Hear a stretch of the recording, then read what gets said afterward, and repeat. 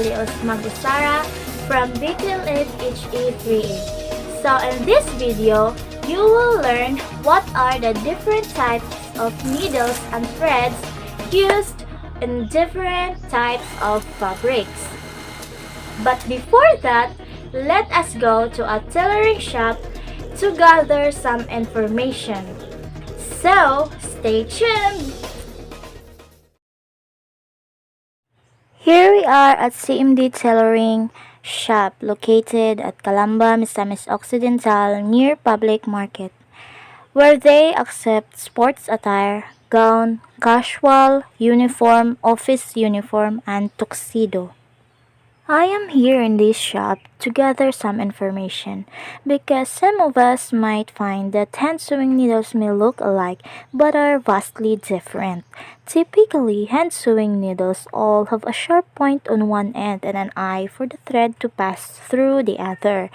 That, however, is where the similarity ends. Hand sewing needles may look alike, but they are all quite different. Some of this difference are visible to the naked eye. Others, however, may require a magnifying glass or microscope to detect.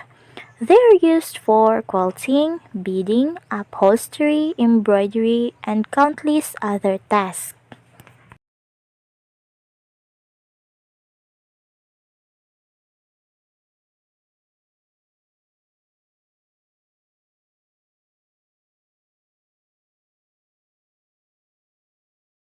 Different types of needles and thread used in different types of fabrics. Sharp needles. These are general all-purpose needles used for hand sewing. They have a round eye with a medium length to make bullion knots or French knots in counted work or smocking.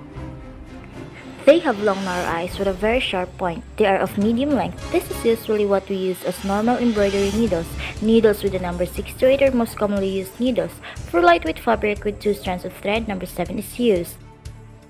This needle have a blunt point and a large eye for easy threading, and a blunt point glides smoothly through the holes in your fabric without splitting the threads.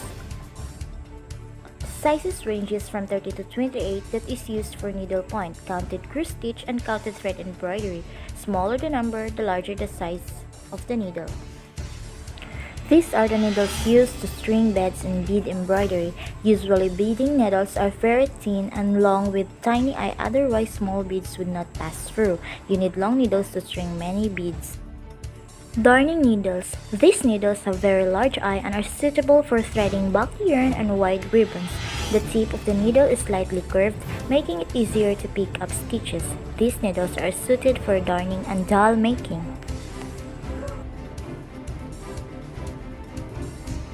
Quilting needles. These needles have long shanks and can easily penetrate through your quilt layers. They are quite short with small round eyes. They make even small stitches needed for quilting and hemming. Curved needles or upholstery needles. These are used to repair and mend usually upholstery weight fabric and gives almost invisible blind stitches. It is also helpful in reaching for seam which is impossible to reach with normal needles, like making the curve wrap around the sleeve for a cup.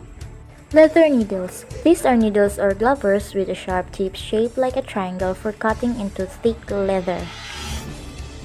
Flat needles. These are used to embroider with plate metallic embroidery thread. Self-threading needle. These are needles with a special groove in the eye so that you can easily thread the needle. No more need of squinting or using any of tricks for threading the hand needles.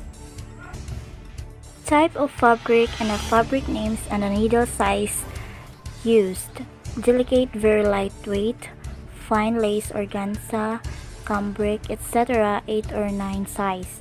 Lightweight, taffeta, lining fabric, thin velvet, etc. 9, 10 or 11 size of the needle.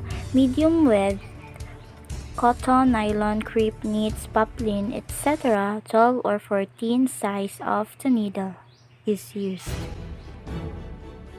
Another type of fabric is heavyweight. Suiting, tweed, other wool fabric, fleece, etc. 14 or 16 size of the needle is used.